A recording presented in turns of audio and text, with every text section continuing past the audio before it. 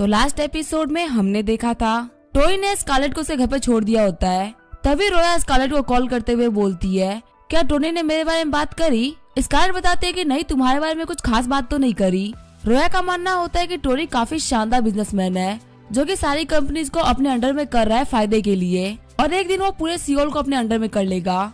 वही टोनी ने अपने दोस्तों को बता दिया होता है कि वो घर छोड़ के जाने वाला है क्योंकि निया ने उसे एक नया घर गिफ्ट किया है।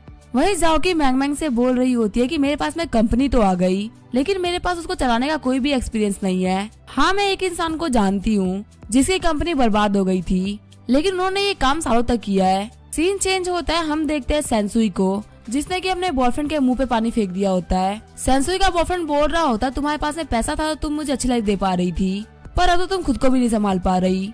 ये बोलते हुए वो वहाँ चला जाता है। तभी सेंसुई को जाकी का कॉल आता है जो कि बोल रही होती है, क्या आप मेरे साथ में काम करना चाहेंगी? ये बात सुनकर सेंसुई एकदम शॉक्ड हो गई होती है। आगे हम देखते हैं टोनी ने अपना घर शिफ्ट कर दिया होता है और वो निया के दिए हुए घर पे सो रहा होता है। तभी उसे आवाज आती है जैसे कि कोई घर खोल रहा है। टोनी सोच रहा होता है अभी तो दिन का टाइम है, अभी कोई चोर तो नहीं आ सकता। फिर टोनी वास लेके आगे बढ़ने लगता है और बोल रहा होता है, अगर ये चोर है तो ये नहीं बचने वाला। जैसे ही टोनी अटैक करने के लिए आगे बढ़ता है, हम देखते वो निया होती है। निया को देखते हुए टोनी बोल रहा होता है, निया तुम यहाँ पे क्या कर रही हो? फिर टोनी वास वापस रख देता है और अपने कपड़े पहनते हुए बोल रहा होता, तुम्हें मेरे घर में आने से पहले एक बार बोल देना चाहिए था। निया बोल रही होती है, मुझे माफ करिएगा, मुझे पता नहीं था कि आपने शिफ्ट कर लिया है, मैं तो बस आपका बेडरूम ठीक करने के लिए आई थी। बाहर निकलकर निया सोच रही होती है, टोनी का फिगर तो काफी ज्यादा अच्छा है, यहाँ तक कि उसकी बॉडी के ऊपर 8 पैक्स भी है। टोनी बोल रहा होता है, तुमने मेरी पूरी बॉडी देख ली है, लेकिन मैंने तुम्हारी बॉडी नहीं देखी है, ये तो चीटिंग हुई ना। निया बोल रही होती है, अगर आप ये चाहते हैं तो ये इम्पॉसिबल तो नहीं है। टोनी बोल रहा होता है, मैं पीछे तो नहीं हटने वाला। आगे टोनी सोच रहा होता है, ये मेरा मजाक उड़ाना चाहती है, मैं इसे दिखाऊंगा कि मैं काफी ज्यादा रूथलेस हूँ। लेकिन तभी निया को कपड़े खोलते हुए देख के टोनी डर जाता है और बोल रहा होता है, आखिर तुम क्या कर रही हो? मैं तो बस मजाक कर रहा था। निया भी बोल रही होती है, मजाक तो मैं भी कर रही थी। टोनी तुम्हें जल्दी करना चाहिए, मैं तुम्हारे लिए ब्रेकफास्ट लेके आई हूँ। टोनी निया को पकड़ते हुए बोल रहा होता, तुमने मुझे झूठ बोला ना, तुम मेरे लिए ब्रेकफास्ट लेके आई हो और पहले तुम मुझसे बोल रही थी कि तुम्हें पता ही नहीं था कि मैं यहाँ पे मूव कर चुका हूँ। निया बोल रही होती है, आपको इन सारी चीजों पे ध्यान नहीं देना चाहिए। साथ ही निया सोच रही होती है, लगता है इनको मेरी सारी चीजें काफी ज्यादा पसंद आ रही है। डम्पलिंग्स को देते हुए टोनी बोल रहा होता है, क्या डम्पलिंग्स तुमने बनाई है? देखने में काफी ज्यादा अच्छे लग रहे हैं। निया बोल रही होती है, मैं आपके लिए डम्पलिंग्स और सूप रोज बना सकती हूँ अगर आप चाहे तो। टोनी बोल रहा होता है, मुझे भी कोई चाहिए जो कि मेरे लिए ब्रेकफास्ट बना सके। कैसा रहेगा अगर तुम मेरी लाइफ असिस्टेंट बन जाओ, मैं तुम्हें काफी सैलरी दिया करूंगा। निया बोल रही होती है, मैं यहाँ पे पैसे की बात नहीं कर रही, मैं तो तुम्हारे लिए इतना रोज फ्री में भी कर सकती हूँ। टोनी सोच रहा होता है, ये लड़की मुझे काफी ज्यादा परेशान कर रही है। वैसे ये डम्पलिंग सच में काफी ज्यादा टेस्टी है और निया का जो निकनेम है मैन किलर एकदम सही है क्योंकि इसको फ्लर्ट करना काफी तरीके से आता है। तभी टोनी के फोन पे नताशा का कॉल आता है। नताशा बोल रही होती है, टोनी तुम्हें मेरी हेल्प करनी होगी। टोनी बोल रहा होता है, मुझे तुम्हारी पूरी प्रॉब्लम नहीं सुननी, प्लीज मुझे शॉर्ट में बताओ। नताशा बोल रही होती है, जो डायरेक्टर स्टैनली है वो काफी ज्यादा नाटक कर रहे हैं, वो बोल रहे हैं कि एकदम अच्छी लोकेशन पे शूट करेंगे, लेकिन प्रॉब्लम ये है कि यहाँ के आसपास की जो फिल्म सिटी है उन लोगों ने हमें जगह देने से मना कर दिया है। यहाँ तक कि वो ये भी बोल रहे हैं कि वो हमारे साथ में कभी भी काम नहीं करेंगे। पीटर बोल रहा होता है, डायरेक्टर स्टैनली आखिर तुम किसकी बात कर रही हो? नताशा बोल रही होती है, मैं उस मोटे से बंदे की बात कर रही हूँ जिसको तुम मेरे पास में लेके आए थे। सच में वो बंदा काफी ज्यादा अजीब है, पर मेरा मानना यह है कि वो तुम्हारी बात जरूर मानेगा। उसको बोलो कि वो थोड़ा शूटिंग के चक्कर में पैसे कम खर्च करे। टोनी बोल रहा होता है, मेन प्रॉब्लम यही है ना कि तुम्हारे साथ में टेलीविजन इंडस्ट्री के लोग कॉपरेट नहीं कर रहे। चलो कोई बात नहीं, मैं तुम्हारी इस प्रॉब्लम को भी सॉल्व कर देता हूँ, तुम खुद की टेलीविजन इंडस्ट्री बना लो। तुम खुद की एक सिटी बना सकते हो जिसका नाम होगा स्टार्क सिटी। तुम्हें यहाँ पे जैसे भी शूट करना होगा और जितने भी क्रू को रखना होगा तुम रख सकते हो। इसके लिए मैं तुम्हें $100 बिलियन की इन्वेस्टमेंट दे रहा हूँ। नताशा अपने फोन में देखते हुए बोल रही होती है, इसने एक झटके में $100 बिलियन डाल दिए। टोनी बोल रहा होता है, मैंने तुम्हारी कंपनी में अच्छा खासा पैसा इन्वेस्ट कर दिया, अब मैं तुम्हारी कंपनी को देखने के लिए कुछ दिनों में आऊंगा। नताशा सोच रही होती है, इसने $100 बिलियन इन्वेस्ट कर दिया और ये बोलते ऐसा रहा जैसे कि ये 100 रुपए हो। टोनी निया से बोलता है, ब्रेकफास्ट के लिए शुक्रिया, लेकिन मुझे ऐसा लगता है कि मुझे इस घर को छोड़ के जाना पड़ेगा। निया शॉक्ड होते हुए बोल रही होती है, लेकिन ऐसा क्यों? क्या मुझसे कोई गलती हुई है? टोनी बोल रहा होता है, अगर तुम मेरे बिना परमिशन के मेरे घर में आओगे तो मुझे बिल्कुल भी अच्छा नहीं लगेगा। मैं चाहूंगा कि तुम्हारे पास में जो स्पेयर कीज है वो तुम मुझे दे दो। टोनी सोच रहा होता है, अगर ये मेरी पर्सनल लाइफ में इंटरफेयर करती रही तो मैं बाकी लड़कियों को लेके कैसे आऊंगा। तभी निया टोनी को चाबी दे देती है। साथ ही निया सोच रही होती है, मेरे पास में एक नहीं बल्कि बहुत सारी कीज है। टोनी बोल रहा होता है, मुझे पता है कि तुम्हारे पास में बहुत सारी कीज है। टोनी बोल रहा होता है कि मैं चाहूंगा कि तुम मेरी प्राइवेसी की रिस्पेक्ट करो। और मेरे घर में कभी भी मेरा बिना परमिशन के एंटर मत करना। अगर तुम ऐसा फिर भी करती हो तो मैं इस घर को छोड़ के 1 सेकंड में चला जाऊंगा। निया बोलती है ठीक है मैं ध्यान रखूंगी। टोनी बोल रहा होता है सच में तुम काफी अच्छी लड़की हो, मुझे पता है तुम इस बात का ध्यान रखोगी। साथ ही टोनी सोच रहा होता है लड़कियों को हमें जमीन पर उतारना जरूरी होता है, क्योंकि अगर तुम ऐसा नहीं करोगे तो पक्का तुम्हें प्रॉब्लम में फंसाएंगी। क्योंकि मैं पहले भी 3 साल ऐसे ही रोया हूँ, तो अब मैं खुद को चेंज नहीं करने वाला। हम देखते जैसे ही टोनी अपने कार में बैठ रहा होता है तभी उसके पास में लू वेंजे आया होता है, जो कि अपने साथ में एक नई लड़की को लेके आया होता है। टोनी सोच रहा होता है मुझे वेंजे से कुछ पर्सनल मैटर में बात करनी थी, लेकिन अभी टाइम सही नहीं है। वेंजे टोनी से बोल रहा होता तुमने फिर से अपनी कार चेंज कर दी, वैसे हम लोग कहाँ खाने चलेंगे? टोनी बोल रहा होता तुम्हें पता है हमारी एक फेमस जगह है, हम वहीं पे जाएंगे। वेंजे के साथ में जो लड़की होती है वो सोच रही होती है सच में वेंजे टोनी का काफी अच्छा दोस्त है, अगर वेंजे टोनी के साथ में जा रहा है तो पक्का कि साना जगह पे जा रहे होंगे, चलो मेरा मेकअप करना वेस्ट नहीं जाएगा। लेकिन तभी वो लड़की काफी ज्यादा परेशान हो जाती है, क्योंकि टोनी उसको एक ढाबे पे लेके आया होता है। वेंजे बोल रहा होता है मुझे लगा था कि तुम काफी ज्यादा रिच हो गए हो, इसी वजह से इस जगह पे वापस नहीं आओगे, लेकिन चलो यहाँ पर तो हमारी काफी सारी यादें जुड़ी हुई है। टोनी बोल रहा होता है तुम्हें पता नहीं कि मुझे पैसे वाले दिखने का कोई शौक नहीं है, आज मैं बस अपने दोस्त के साथ में मजे करना चाहता हूँ। वेंजे उस लड़की से बोलता है आकाशु की ये जगह काफी ज्यादा अच्छी है, यहाँ का खाना काफी ज्यादा टेस्टी होता है। आकाशु की बोल रही होती है हाँ खाने के लिए शुक्रिया। साथ ही आकाशु की सोच रही होती है क्या टोनी कोई गरीब बंदा है जो कि अमीर होने की एक्टिंग कर रहा है, क्योंकि कोई भी अमीर बंदा ऐसे बेकार रोड साइड स्टॉल पे नहीं खाएगा। जब वो लोग बैठ के खाना खा ही रहे होते हैं तभी वहाँ पे न्यूज पे नताशा की न्यूज आ रही होती है। नताशा ने एक प्रेस कॉन्फ्रेंस रखी होती है जिसमें उसने अपने नए टेलीविजन सिटी के बारे में बताने के लिए बुलाया होता है। टोनी सोच रहा होता है इन एक्टर्स की लाइफ काफी ज्यादा बेकार होती है, ये कोई भी काम नॉर्मल नहीं कर सकते। मैंने इसको पैसा दिया था ताकि एक इंडस्ट्री खोल सके, लेकिन इसने तो पहले ही अनाउंस कर दिया। तभी नताशा बोलती है जिस बंदे ने मुझे $100 बिलियन की इन्वेस्टमेंट दी है वो और कोई नहीं बल्कि टोनी स्टार्क है। इसका यूज करते हुए हम लोग एक फिल्म सिटी खोलने वाले हैं, खुद का एक सिनेमेटिक यूनिवर्स खोलने वाले हैं, साथ ही एशिया का सबसे बड़ा थिएटर भी खोलेंगे। वेंजे बोल रहा होता है टोनी क्या तुमने $100 बिलियन इन्वेस्ट किया है? ये तो काफी ज्यादा कूल बात है कि तुम खुद की फिल्म सिटी खोलने वाले हो। वही जो आकाशु की होती है वो सोच रही होती है $100 बिलियन तो काफी ज्यादा होते हैं। सच में टोनी काफी ज्यादा पैसे वाला है, जो कि बहुत ही बड़ा दिल रखता है, वरना ये यहाँ पे स्टॉल पे नहीं खा रहा होता। टोनी सोच रहा होता है अगर तुम्हें कूल बनना है तो बनो, लेकिन इसमें मुझे क्यों खींच रही हो? अब यहाँ पूरी कंट्री को पता चल चुका है कि टोनी स्टार्क कौन है, अब मैं एक लो प्रोफाइल रख के लड़कियों को कैसे पटाऊंगा? वेंजे टोनी से बोल रहा होता है क्या तुम इन एक्टर्स को जानते हो? कैसा रहेगा अगर तुम मुझे पूरी फिल्म इंडस्ट्री का ऑटोग्राफ लाके दो? टोनी बोलता है ठीक है ये करना बिल्कुल भी मुश्किल नहीं रहेगा। वेंजे बोल रहा होता है वैसे तुमने $100 बिलियन इन्वेस्ट किया, क्या तुम पैसे प्रिंट करते हो? तभी टोनी वेंजे के मुंह में खाना डालते हुए बोल रहा होता है चुपचाप खाना खाओ। आकाशु की सोच रही होती है वेंजे टोनी का काफी अच्छा दोस्त है, ये पक्का से मेरे लिए एक सीढ़ी बनेगा टोनी तक पहुँचने की। वैसे तो टोनी के पैसे का एक बूंद ही काफी है एक आम इंसान के अमीर बनने के लिए। फिर आकाशु के आगे बढ़ते हुए वेंजे का मुंह साफ करने लगती है और बोल रही होती है तुम्हें खाने पे ध्यान देना चाहिए। सीन चेंज होता है, हमें वेंजे टावर का सीन दिखा जाता है जहाँ पे सारी लड़कियाँ होती है। वो सभी $100 बिलियन इन्वेस्टमेंट की न्यूज सुनकर काफी ज्यादा शॉक्ड हो गई होती है। मैंग मैंग बोल रही होती है जाओ कि तुमने बोला था कि टोनी के पास में $50 बिलियन है, तो आखिर उसने $100 बिलियन कहाँ से इन्वेस्ट कर दिए? और टोनी तो यहाँ पे नताशा रोमानोफ को भी जानता है। जाकी बोल रही होती है हो सकता है वो मुझे पूरा नहीं बताना चाहता हो। जाकी बोल रही होती है टोनी ने चैरिटी डिनर के अंदर भी नताशा को बहुत कुछ गिफ्ट किया था, वो दोनों एक दूसरे को काफी लंबे टाइम से जानते हैं। रोया बोल रही होती है $100 बिलियन का बजट काफी बड़ा बजट होता है, उसने पक्का ये काम सोच समझ के किया होगा।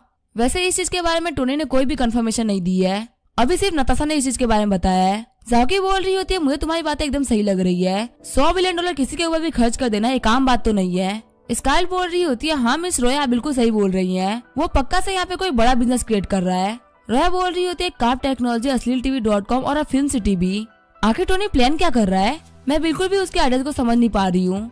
मैगमैन जाकी से बोलती है तुम्हें इन लोगों को बता देना चाहिए कि टोनी ने asleeltv.com के अंदर भी इन्वेस्ट किया है, इससे तुम्हें इंडस्ट्री में काफी सारे लोगों की हेल्प मिल जाएगी और सभी लोग तुम्हारी कंपनी ज्वाइन भी करना चाहेंगे। जाकी बोल रही होती है हाँ तुम तो काफी ज्यादा स्मार्ट हो। साथ ही जाकी सोच रही होती है टोनी ने पहले ऑनलाइन प्लेटफॉर्म पे काफी सारा पैसा खर्च किया है, लगता है ये उसका तरीका अपने पैसों को वापस हासिल करने का। रोया बोल रही होती है मुझे लगता है ये टोनी का प्लान है, वो यहाँ पे पक्का से कुछ बड़ा कर रहा है। सेंसो यहाँ पे आते हुए बोल रही होती है आप लोग यहाँ पे टोनी स्टार्क के बारे में क्या बात कर रहे थे?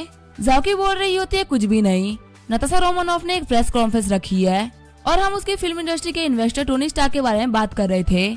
सेंसुई बोल रही होती है आप लोग किसके बारे में बात कर रहे थे? मैंगमैन बोल रही होती है एक ही तो बंदा जो कि काफी ज्यादा फेमस चल रहा है वो है टोनी स्टार्क, हमारी कंपनी के अंदर भी तो उन्हीं ने इन्वेस्ट कर रखा है। ये बात जानकर सेंसुई एकदम शॉक्ड हो गई होती है और बोल रही होती है लगता है मैंने काफी ज्यादा देर कर दी रिजाइन करने में। जाओकी बोल रही होती है आप ही ने मुझे एक एंकर बनाया था और मैं सच में चाहती हूँ कि आप मेरी कंपनी को ज्वाइन करके रखे। अगर आपको आपकी सैलरी अच्छी नहीं लगी तो हम उसे बढ़ा भी सकते हैं। आखिर प्रॉब्लम क्या है ये तो बताइए। वैसे भी हमारी कंपनी को मिस्टर स्टार्क सपोर्ट कर रहे हैं जो कि कभी भी नहीं डूबने वाले। सेंसुई बोल रही होती है मेरी प्रॉब्लम है मिस्टर स्टार्क। मेरा जॉब छोड़ने का मेन रीजन ही मिस्टर स्टार्क है। मेरी कंपनी बैंकरप्ट इसी वजह से हुई थी क्योंकि मैंने मिस्टर स्टार्क को ऑफेंड कर दिया था। अगर उनको पता चला कि मैंने तुम्हारी कंपनी को ज्वाइन कर रखा है तो मेरे ऊपर तो प्रॉब्लम आएगी ही। हो सकता है कि तुम भी दिक्कत में आ जाओ। जाओकी सोच रही होती है टोनी तो एक काफी ज्यादा अच्छा इंसान लगता है, आखिर वो किसी को बैंकरप्ट कैसे कर सकता है। फिर जाओकी बोलती है सेंसुई तुम बिल्कुल भी टेंशन मत लो, मैं टोनी से बात करती हूँ, वो पक्का से इस चीज को लेकर कुछ ना कुछ तो करेगा ही। सीन चेंज होता है, हम देखते हैं टोनी को जिसके पास है वेंजे और अकासुकी जा रहे होते हैं। तभी टोनी को जाओकी का कॉल आता है। जाओकी बोल रही होती है टोनी मुझे तुमसे कुछ कहना था। टोनी सोच रहा होता है हो सकता है मैंने $100 बिलियन इन्वेस्ट किया है तो ये उसी के बारे में बात करने के लिए आ गई। जाओकी बोल रही होती है क्या सिस्टर सेंसुई ने तुम्हें ऑफेंड किया था और क्या तुमने उनकी कंपनी को बंद करवा दिया था। टोनी बोल रहा होता है आखिर तुम किसकी बात कर रही हो, मुझे याद भी नहीं आ रहा। जाओकी बोल रही होती है एक लाइव स्ट्रीमिंग कंपनी थी ना, मैं उसी की बात कर रही हूँ। टोनी बोलता है हाँ मुझे याद आ गया। टोनी बोल रहा होता है वो काफी ज्यादा बेकार इंसान है, वो मेरा ही नाम लेके मुझे डराने की कोशिश कर रही थी जो कि मुझे काफी ज्यादा अनोइंग लगा। जाओकी बोल रही होती है सिस्टर सेंसुई अभी मेरी कंपनी में काम कर रही है और वो तुमसे माफी मांगना चाहती है, क्या तुम प्लीज उनकी गलतियों को भूल के उनको माफ कर सकते हो। टोनी बोलता है ठीक है मैंने उनको माफ किया। साथ ही टोनी सोच रहा होता है उन आंटी ने अपनी गलतियों को समझ लिया है, फालतू में उनको परेशान करने का कोई मतलब नहीं है। सेंसुई बोल रही होती है मिस्टर स्टार्क मुझे माफ करेगा, मैं गलत थी पहले, अब मैं अपना बेस्ट दूंगी मिस जाओकी कंपनी को आगे बढ़ाने में। टोनी बोलता है ठीक है मैं पहले वाली बातों को भूल चुका हूँ। कॉल कटने के बाद में सेंसुई बोल रही होती है मुझे काफी ज्यादा अच्छा फील हो रहा है। जाओकी बोल रही होती है मैंने कहा था ना आपसे टोनी का टेम्पर काफी ज्यादा अच्छा है, वो कभी भी चीजों को अपने दिमाग में नहीं रखता। अब हम लोग साथ में मिलकर काफी ज्यादा अच्छी तरीके से काम कर सकते हैं। टोनी सोच रहा होता है ये जो सेंसुई है वो काफी ज्यादा काम की औरत है, वो जाओकी का काम करने में काफी ज्यादा हेल्प करेगी। काश कुछ लोग जाओकी जैसे ही स्मार्ट होते जो कि चुपचाप अपना काम करते और मेरी परेशानी खड़ी नहीं करते। जब नताशा प्रेस कॉन्फ्रेंस कर रही होती है तभी उसे टोनी का कॉल आता है। टोनी गुस्सा करते हुए बोल रहा होता है आखिर तुमने प्रेस कॉन्फ्रेंस में मेरा नाम क्यों ले लिया। नताशा बोल रही होती है हाँ मुझे माफ करना। टोनी बोल रहा होता है तुमने एक छोटी सी बात को इतना बड़ा बखेड़ा बना दिया, आखिर मैं फ्यूचर में एक लो प्रोफाइल कैसे रखूंगा। नताशा सोच रही होती है आखिर तुम कैसे पागल बंदे हो, तुमने सिटी के सबसे ज्यादा अमीर बंदों के सामने पियानो बजाया, बिलियंस ऑफ डॉलर एंकर के ऊपर खर्च कर दिए, कितने सारे गैंगस्टर से फाइट करी और अब तुम मुझे बोल रहे हो कि मैंने तुम्हें यहाँ पे फेमस किया है। टोनी बोल रहा होता है ठीक है अगर तुम ये सब उन लोगों को बता ही रही हो तो एक चीज और उन लोगों को बता दो। नताशा सोच रही होती है आखिर ये कौन सी एक चीज इन लोगों को बताने के लिए बोल रहा है। फिर टोनी को हंस के बोलती है ठीक है कोई बात नहीं मैं उन लोगों को बता दूंगी। फिर नताशा प्रेस को बता रही होती है कि प्लीज मुझे माफ करेगा, एक बहुत ही जरूरी कॉल आया था हमारे इन्वेस्टर मिस्टर स्टार्क का। सारे रिपोर्टर्स बोल रहे होते हैं मिस्टर स्टार्क आखिर उन्होंने क्या कहा, क्या आप हम लोग को मिस्टर स्टार्क की एक फोटो दे सकती हैं जिससे हम लोगों को उनके बारे में पता चल सके। नताशा बोल रही होती है मिस्टर स्टार्क ने मुझे बताया कि उन्होंने एक लाइव ब्रॉडकास्ट प्लेटफॉर्म खरीदा है, साथ ही उन्होंने अश्लील-tv.com भी खरीदा है और एक ऐप है जो कि अंडर प्रोसेस चल रहा है, जल्दी वो इसको रिलॉन्च करने वाले हैं। आप लोग बस वेट करिए और देखिए जल्दी ही बहुत सारी चीजें मिस्टर स्टार्क की तरफ से आने वाली है। हमारी जो फिल्म सिटी है वो पूरी तरीके से अश्लील-tv.com को सपोर्ट करेगी और अगली न्यूज आप लोगों को खुद अश्लील-tv.com वाले ही देंगे। रिपोर्टर्स बोल रहे होते हैं क्या आप हम लोगों को उस कॉर्पोरेशन के बारे में बता सकती हैं और आखिर आपका और मिस्टर स्टार्क का क्या रिलेशन है। सीन चेंज होता हमें एक कंपनी के एंकर्स को दिखाया जाता है जो कि बोल रहे होते हैं मिस्टर स्टार्क ने खुद की एक कंपनी खोली है, वो फीमेल एंकर्स पे बहुत सारा पैसा खर्च करते हैं, कैसा रहेगा अगर हम लोग उनकी कंपनी में चले जाए। हम लोगों को कैसे भी करके अश्लील-tv.com के अंदर जाना ही होगा। फिर हमें यूट्यूब के सीईओ को दिखाया जाता है जो कि अश्लील-tv.com के बारे में न्यूज को ही देख रहे होते हैं। तभी उनका असिस्टेंट दौड़ते हुए आता है और बोलता है बॉस चीजें बिल्कुल भी अच्छी नहीं चल रही, हमारे कंपनी के अंदर जितने भी बंदे हैं वो सभी रिजाइन कर रहे हैं और ज्यादातर एंकर्स ने अपनी जॉब चेंज कर ली है, हमारी कंपनी के 50% से भी ज्यादा एम्प्लॉइज हमको छोड़ के जा चुके हैं। ये बात सुनकर सीईओ की एकदम फट जाती है। सीईओ बोल रहा होता है आखिर हम लोग क्या करेंगे। आगे एवेंजर्स टावर का सीन दिखाया जाता है। जाओकी बोल रही होती है रोया तुमने एकदम सही कहा था, नताशा ने हमारी अश्लील-tv.com के लिए बहुत सारी पब्लिसिटी करी है, यहाँ पे जो भी कुछ हो रहा है वो सभी टोनी का प्लान था। रोया बोल रही होती है मैंने तो बस गैस किया था लेकिन मेरा जो गैस था वो एकदम सही निकला। असल में टोनी एक बिजनेस विजार्ड है जो कि सब चीजों को कनेक्ट करके पूरी की पूरी जगह को अपने अंडर में करना चाहता था और वो ये सब कर रहा था किसी की भी नजरों में आए बिना।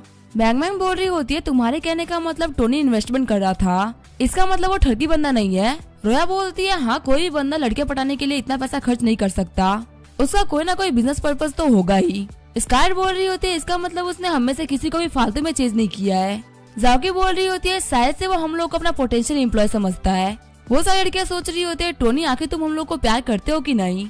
रोया सोच रही होती है सारी लड़कियां वही सोच रही है जो कि मैं सोच रही हूँ। फिर रोया बोल रही होती है मुझे नहीं पता कि तुम लोगों में से कौन टोनी को पसंद करता है कौन नहीं, लेकिन ये बात मैं तुम लोगों को क्लियरली बोल रही हूँ कि मैं टोनी को काफी ज्यादा पसंद करती हूँ और जब तक टोनी क्लियरली नहीं बोलेगा मैं उसके साथ में रहूंगी। तभी सेंसुई बोलती है हमें अभी इन सब चीजों के बारे में बात नहीं करनी चाहिए। किसी भी इंसान को सबसे पहले अपने करियर को रखना चाहिए, क्योंकि अगर आपके पास में पैसा होगा तो आपको किसी के ऊपर भी निर्भर रहने की जरूरत नहीं पड़ेगी। हमें अपनी वैल्यू को खुद बिल्डअप करना होगा। सारी की सारी लड़कियां सोच रही होती है हाँ ये बिल्कुल सही बोल रही है। जो भी टोनी के लिए सबसे अच्छे तरीके से काम करेगा और उसकी कंपनी को आगे लेके जाएगा टोनी उसी को चुनेगा। सीन चेंज होता है मैं नोरा को दिखा जाता है जो कि एक कुरियर डिलीवरी कंपनी के अंदर रिसेप्शनिस्ट का काम कर रही होती है। वहाँ पे एक बंदा आते हुए बोलता है मेरा नाम है लिन और मेरा डिलीवरी नंबर है 8917। क्या आप मुझे मेरा कुरियर दे सकती है? नोरा बोलती है आप बस 1 सेकंड वेट करिए। नोरा उस कुरियर को देते हुए बोल रही होती है ये लीजिए सर आपका कुरियर, क्या मैं इसको आपके लिए अनपैक कर दूं? वो बंदा बोलता है प्लीज आप इसको अनपैक कर दीजिए। तभी नोरा के साथ वाली रिसेप्शनिस्ट आते हुए बोलती है नोरा ये न्यूज देखो, नताशा रोमानोफ ने एक प्रेस कॉन्फ्रेंस रखी है जिसके अंदर उसने बताया कि उसकी कंपनी के अंदर किसी ने $100 बिलियन का इन्वेस्टमेंट किया है और ये जो न्यूज है सबसे ज्यादा हॉट टॉपिक चल रहा है पूरी कंट्री के अंदर। नोरा बोल रही होती है सभी लोग कुछ समय पहले नताशा रोमानोफ को गाली दे रहे थे, लेकिन अब उसने कमबैक भी कर लिया और उसके पास में $100 बिलियन भी है। ये सब फालतू बातें हैं। नोरा के साथ वाली जो लड़की होती है वो बोल रही होती है नहीं नहीं ऐसी बात नहीं है, उसको एक फाइनेंशियली बेकर मिल गया है जो कि एक बहुत ही बड़ा मिस्टीरियस टाइकून है। नोरा बोल रही होती है ऐसा कौन है? नोरा की फ्रेंड बोलती है टोनी स्टार्क। ये सुनकर नोरा अपनी उंगली काट लेती है। नोरा की फ्रेंड बोल रही होती है टोनी स्टार्क ने $100 बिलियन की इन्वेस्टमेंट फिल्म सिटी के अंदर किया है, साथ ही अश्लील.com नाम की कंपनी जो कि एकदम बर्बाद हो चुकी है उसको उन्होंने खड़ा किया है। सच में टोनी स्टार्क जैसा पूरे सियोल में कोई भी नहीं। जो मिस्टर लिन वहाँ पे कुरियर लेने के लिए आए होते हैं वो बोल रहे होते हैं सच में मिस्टर स्टार्क काफी ज्यादा शानदार इंसान है। जब उन्होंने लाइव ब्रॉडकास्ट के अंदर $1 बिलियन का सुपर चैट किया था तब मैंने हजारों लोगों को टूटते हुए देखा था। सच में वो काफी ज्यादा औसम है। नोरा की दोस्त बोल रही होती है आपने तो काफी सही चीज देख ली है, आप सच में बहुत ज्यादा लकी है। नोरा सोच रही होती है टोनी ने टोटल यहाँ पे $110 बिलियन इन्वेस्ट कर रखा है। सच में मैंने अपनी लाइफ की सबसे बड़ी गलती करी है टोनी को खो के। सीन चेंज होता है मैं संघाई वर्ल्ड फाइनेंशियल सेंटर का सीन दिखा जाता है। एक बंदा नताशा के फोटो पे पानी फेंकते हुए बोल रहा होता है आखिर ये बंदा कहाँ से आया है, ये हर चीज मेरे खिलाफ जा रहा है। उस दिन भी इसने मेरे नाक के नीचे से वो कार चुरा ली थी और अब मैं नताशा को फिल्म सिटी में काम करने से मना किया तो ये इसके अंदर भी पड़ रहा है। इसकी फिल्म सिटी खोलना मेरे मुंह पे एक थप्पड़ है। मिस्टर लिन के असिस्टेंट बोल रही होती है क्या आप चाहते हैं कि मैं इस बंदे की पूरी इन्फॉर्मेशन निकलवाऊं? मिस्टर लिन बोल रहे होते हैं यही वो बंदा है जिसके सपोर्ट की वजह से नताशा ने जैक स्नाइडर और वंडर गर्ल को पूरी तरीके से खत्म कर दिया, लेकिन वो दोनों ही सिर्फ मेरे कुत्ते थे। मेरी जो पूरी की पूरी लिन फैमिली है वो बहुत टाइम से चना के अंदर काम कर रही है। हमने अपने बिजनेस को एक एक करके सेटअप किया और बहुत ज्यादा बड़ा बनाया है। इस पूरी जगह पे मुझसे और मेरी फैमिली से बड़ा बनना किसी के लिए भी पॉसिबल नहीं है और अगर कोई ऐसा बन रहा है तो मैं उसे बनने नहीं दूंगा। अब इसके आगे क्या होगा वो हम देखेंगे नेक्स्ट एपिसोड में। तब तक वीडियो देखने के लिए थैंक यू।